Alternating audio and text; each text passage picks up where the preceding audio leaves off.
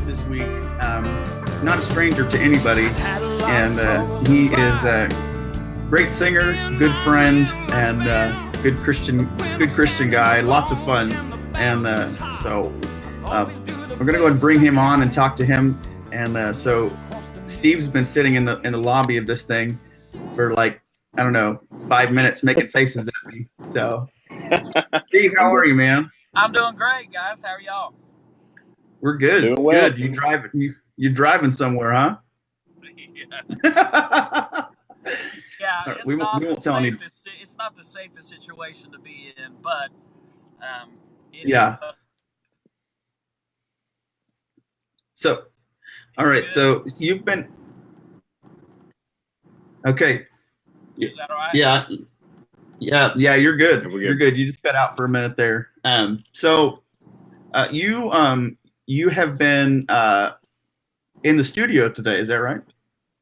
Yeah, we were at Crossroads today all day, cutting tracks for a new Old Pass album, and man, I'm excited about it. We got some great songs. I feel like the last album was good, but this is a notch above, or probably 2 notches above the last Old Pass album, and we're really excited about it. We got some great songs, great writers, and the musicians today just outdid themselves. That's cool. That's always a fun experience. So listen, you and I have known each other, and I'm sure you've known Aaron for a number of years. And I'm sure most of our audience and those that will view this later on, they are familiar with you, and of course your time with Gold City and everything. But you and I've talked about this, but you got your start with your family, and yep. And so just speak to that. Tell us a little bit about that, and kind of how that I guess set you on this path, maybe. Yeah. Well, my dad's an evangelist, and we were kind of like the Partridge Family, I mean, I'm the youngest of my siblings, and we did all the music in my dad's revivals. Mom and Dad could sing; they couldn't sing harmony, and they played no instruments. So when we were real young and weren't playing, they would have to rely on other people to show up and bring a guitar, or play the keyboard and lead the songs, or play the music for the songs. And so they prayed their children would become musical, and one by one we all learned by ear how to sing and play, and so that's how it started. I was the last one to start playing and singing, naturally being the youngest, so I got to sit and watch my brothers and my sister playing, and learned a lot that way. But that's we traveled all the way up until I was 17. Wow. I was almost 19 when I joined the Anchorman. So. Wow. Well, that's cool. Aaron, I'll let you take the next question here, if you've got something. I do. Steve, you already mentioned that you spent some time with the Anchorman. That I guess was your first professional full-time gospel quartet. But you went from there to Gold City. So tell us a little bit about that transition and how that all came about. Well, I was a fan of Gold City since I was 9 years old. I remember that was my only goal in life, was to be Gold City's tenor singer. I mean, I was a Brian Free fanatic growing up, in that group of Ivan and Tim and Mark and Brian, or Mike and Brian, and so that's about the only music I would buy is Gold City music. My brother had Kingsman albums and Cathedrals, but if I had any money and I was going to buy an album, it was going to be a Gold City album. Oh yeah. And so that was my goal in life. I used to pray, literally lay in bed and pray when I go to bed, that I would be able to sing tenor with Gold City one day. And so I remember we were in Pennsylvania, the Anchorman, and we were sitting outside on the bus, and another group was there, and we were all just talking, and the bass singer for that group walked on the bus, and he said, y'all heard Jay just turned in his resignation with Gold City, and I kind of played it off a little bit, but about 10 minutes later I got off the bus, and our booking agent was Becky Simmons, Mm-hmm. City at the time, and so I got around the corner and immediately called Becky, and I said, hey, I just found out about Jay. and I would like to have Tim's number and just have a shot at it.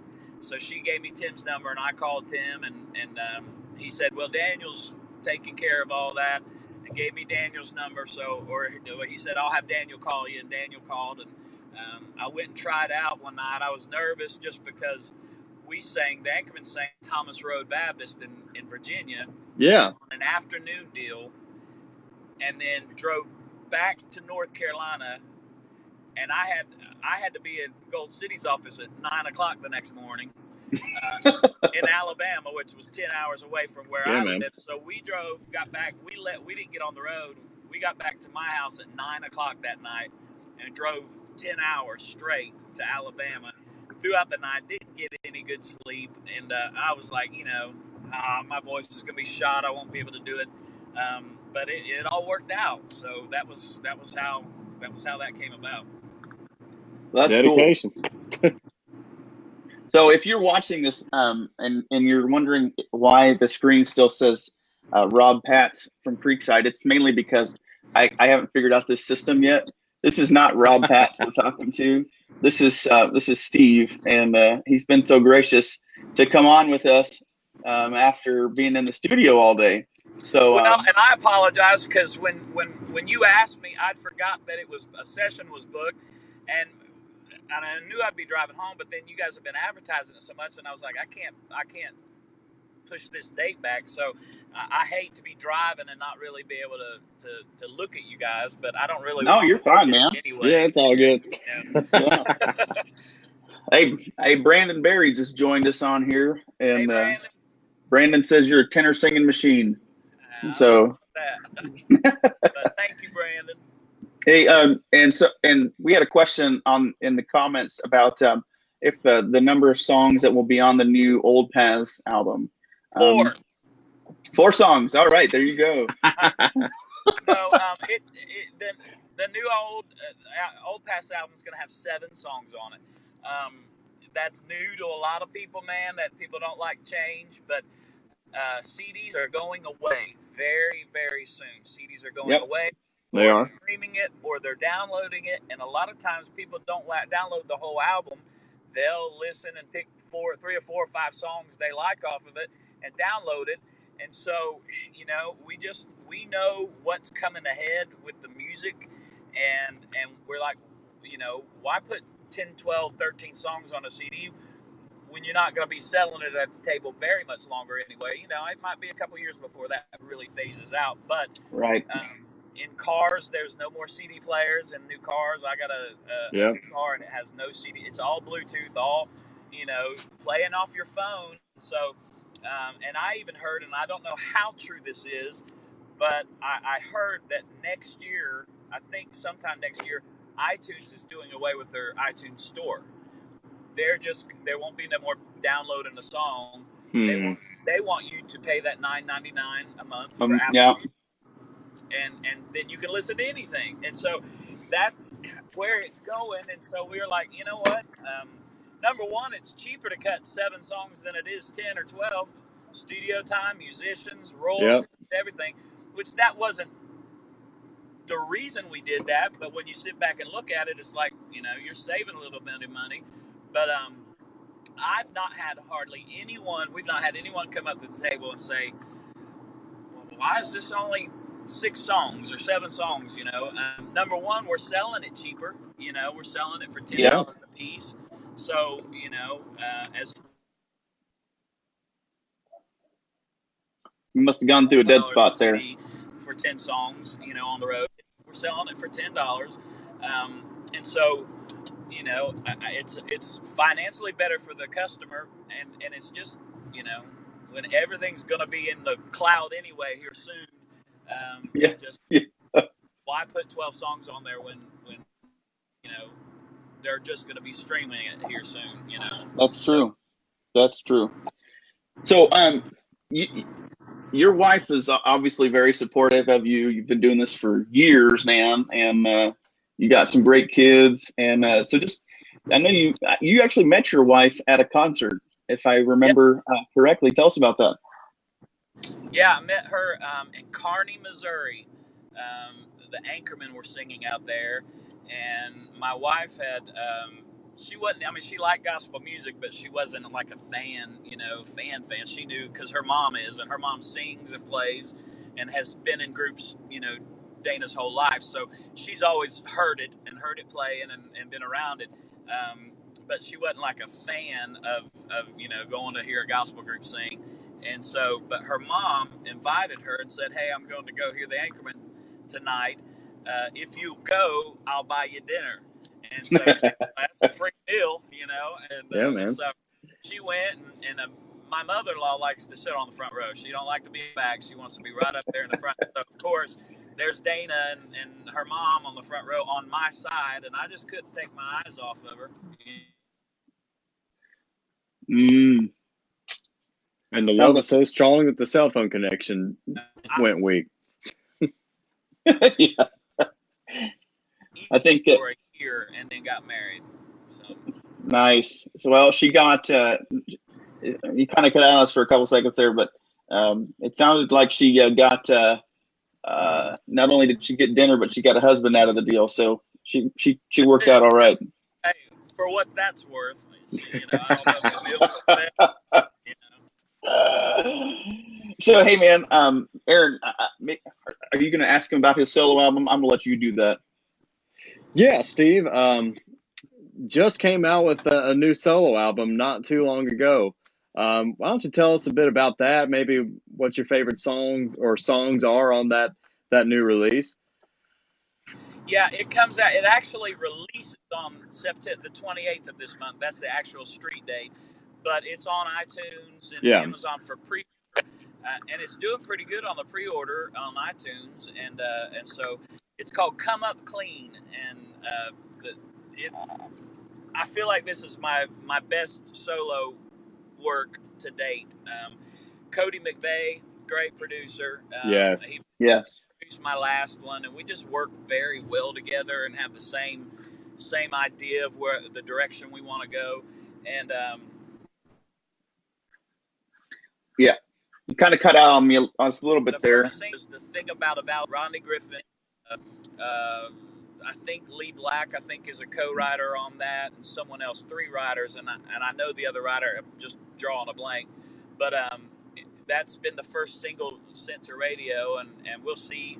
It came in on the top 12, the top 10 new releases. It came in at 12, so it missed the top 10 new release by 2, which is pretty good for a soloist. And so. And I'm excited about Jason Crabb joined me on the title track, "Come Up Clean," and there you go. He tore it up. I'm just so honored that he would be willing to sing a song with me on there, and I've got some great writers. My favorite song is "The Thing About a Valley." I've got all of them I love, but "The Thing About a Valley," "Come Up Clean," and "I Never Lost My Praise," which is kind of a black song. I love it. It's got a black choir on it, and it just turned out very, very good. So, I got to hear some of the, I guess being your web designer has some perks, but listen, hey, that Thing About a Valley is a powerful song. It's probably my favorite on there. It's tremendous. Thank you. We're excited to see how it does on radio, and I sang at a song or at church Sunday morning, and I didn't do that song.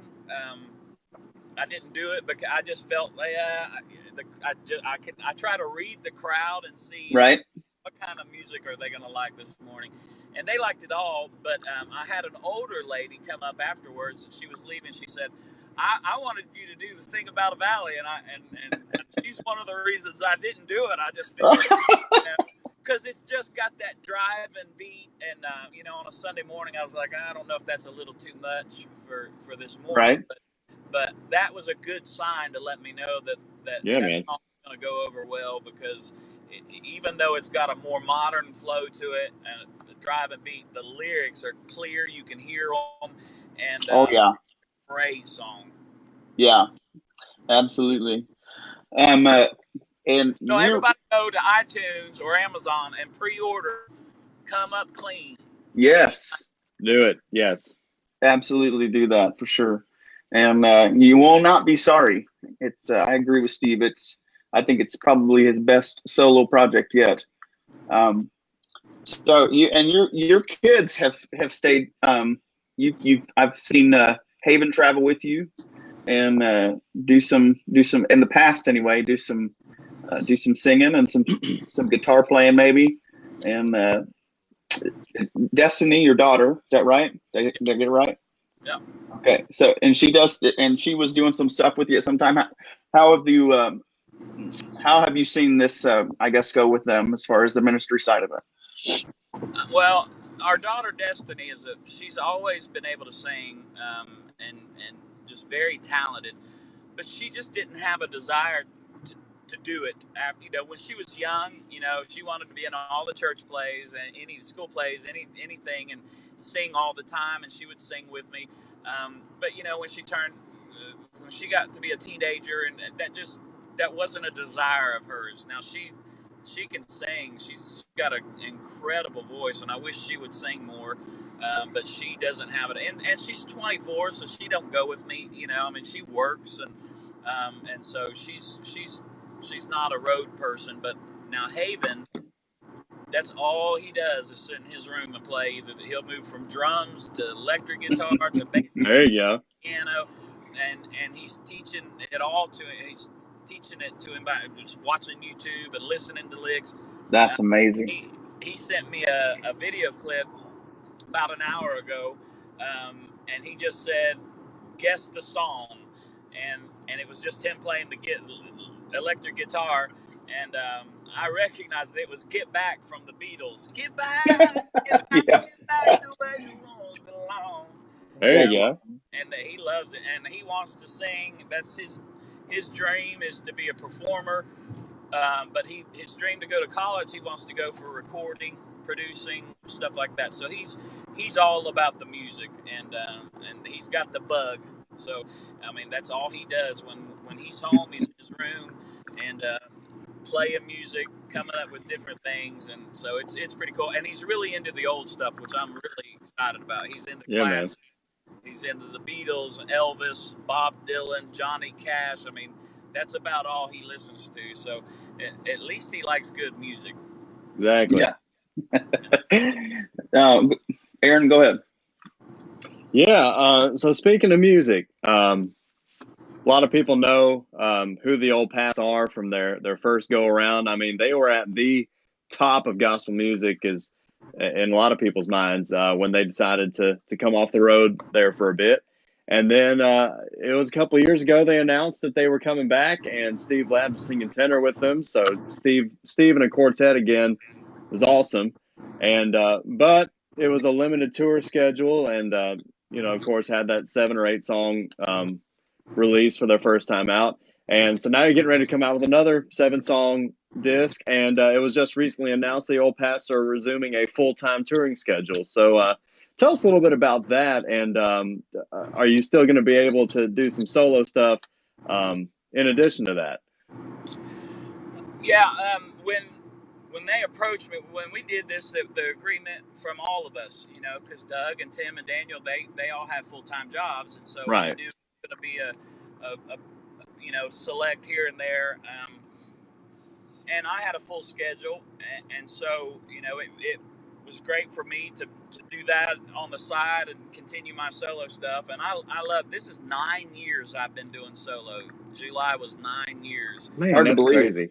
I know it's crazy, and I've worked very hard for the last 9 years and tried to do my best to put out good music and learn even more and learn how to be a soloist and communicate to a crowd by myself.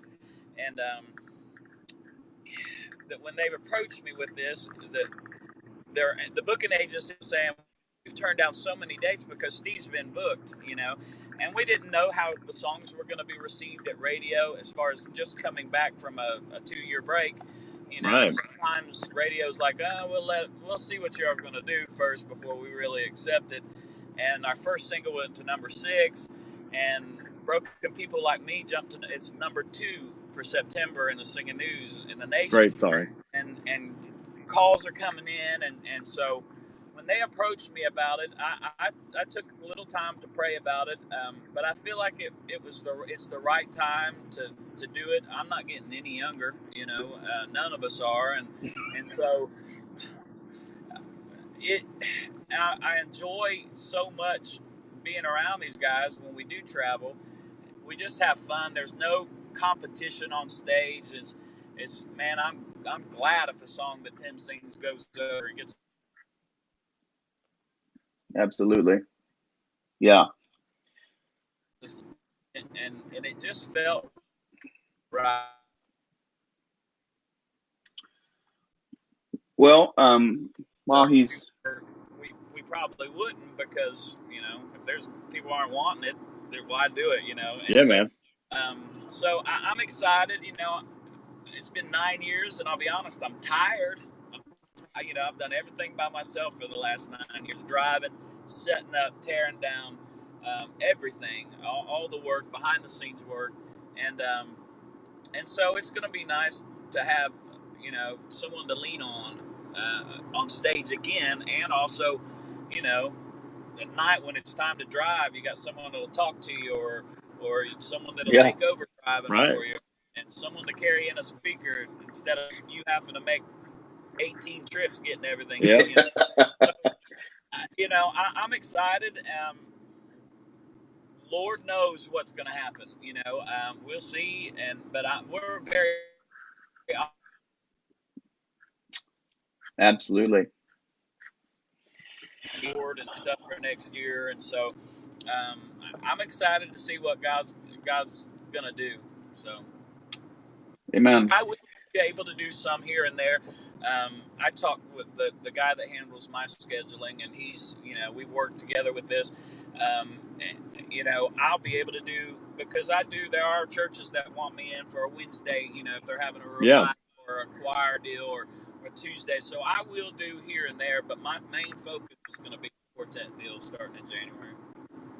Awesome. And I know folks are excited about that. I'm excited about it. Yes, me too. I just, it's just hard to not enjoy good quartet music. Absolutely. I love it. I mean, that's what I grew up listening to, and what I wanted to do. My goal, my dream was to be in a quartet. And now, if I have to put my phone down for a quick second or two, that, you know, I'm going to buy a cop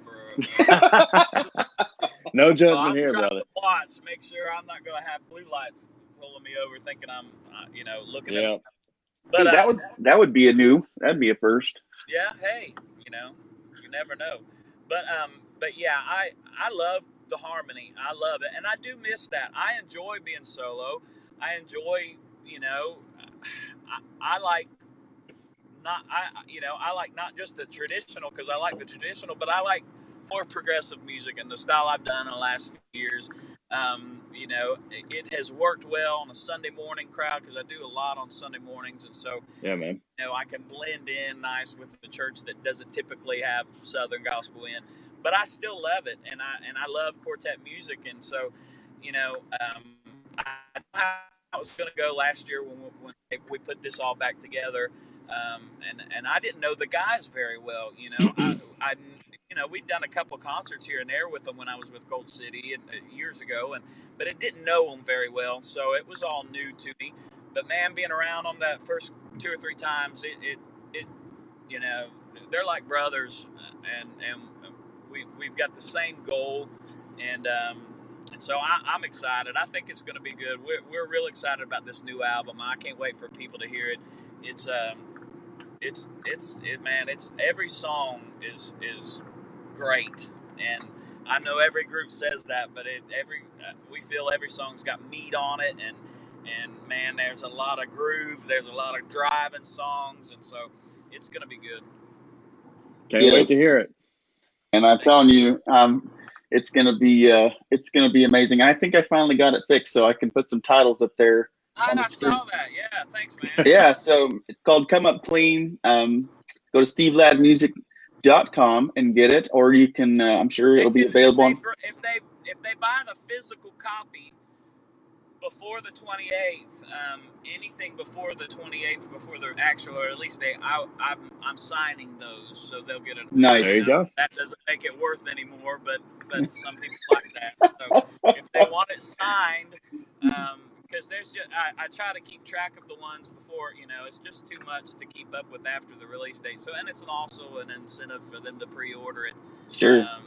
But yeah, I've got them. They came in this past weekend, and so I'm able to send all the pre-orders out before the release date. That's awesome. Well, and then we'll of course keep up to date on the status of the Old Paths project that's coming out. And listen, it's always awesome to talk to you. And thanks, Eric. And it's good to see Aaron on here. How you been, Aaron? I've been okay, man. Just taking it one day at a time. I'm sorry? Are you singing? You're still singing? I am. Baritone Promised Land Quartet. The Promised Land Quartet out of Edinburgh, Virginia. Yeah, good group. Absolutely. Yeah. We used to sing with them. Well, and I don't know how long they've been that group, but I know a couple of the members were, when I was with the Anchorman, we would sing with them every once in a while. A couple of the members, I know the tenor and one of the others, I'm not sure, but probably the lead. Those are the only two originals left, and this is the 18th year of the group. So then that would be we a couple of times, and man, they stout singers. We really are. That's awesome. And they've only gotten better, man. They're great to sing with, and great guys. And Aaron, Aaron, you were like 6 when you started with them, right? I mean, not quite. Hey, well, anyway, I couldn't hear you. Froze up. I said. So Aaron was like 6 when he started singing with them. So yeah, it's only been 3 years. I'm 9 years old. There you go. Oh my goodness. Well, hey Steve, thanks so much again for coming on, and man, we just appreciate you. And listen, thanks for everybody who's watched it, and I'm sure we'll still watch it. Hey, next week, Steve, we're gonna have Josh Singletary on here, and we're gonna see if he can hit some of the notes you hit. That'll probably be a lot more interesting of an interview than mine was. No, not at all. Yeah, I'm gonna need a week to prepare for this. Yeah. Well, listen, we just really appreciate you. I appreciate your spirit and everything that you do for the ministry. And you're one of those that you certainly lift it high, and we appreciate that. So anyway, thank you. Guys, what you do and getting the music out, and not just the music, but getting, letting people get to know the artists, and I mean, this is a great thing, because a lot of people want to hear. They don't want to just hear the typical, story they hear on stage. They want to see somebody driving late at night. So I appreciate y'all, and just keep us in prayer. Keep me. I've got the rest of this year. I've got a full schedule of solo, and man, I'm still focused on that, and my album. I mean, after January, my album will still be out, and the Crossroads we're still going to be pushing that. But pray for the group. Pray for everybody in the group. We just want to be in God's will, and I'm just excited. I feel at home with them, and in just the short time we've been singing, and so just pray that we'll stay of what God wants us to do. Amen. Well, we appreciate that as well, and we appreciate and everyone you. Go download Come Up Clean. Yes. Do it. Absolutely. It's available, and you can pre-order on iTunes and all of your favorite online places. If you order the physical copy from Steve's website that you see on the screen there, he will sign it. And we don't know if it'll be legible or not, but he'll sign it. So anyway, hey guys, thanks so much, Steve. Thanks for joining us. And we'll talk to you soon again. Hey, and we'll see you at convention in a couple weeks. And that's going to be there Wednesday night. So cool. Good. Well, look forward to seeing you there. And and make sure you guys follow us on Facebook and on Instagram. And we appreciate that. Pray for Steve and Old Paths. And I know that they would appreciate it.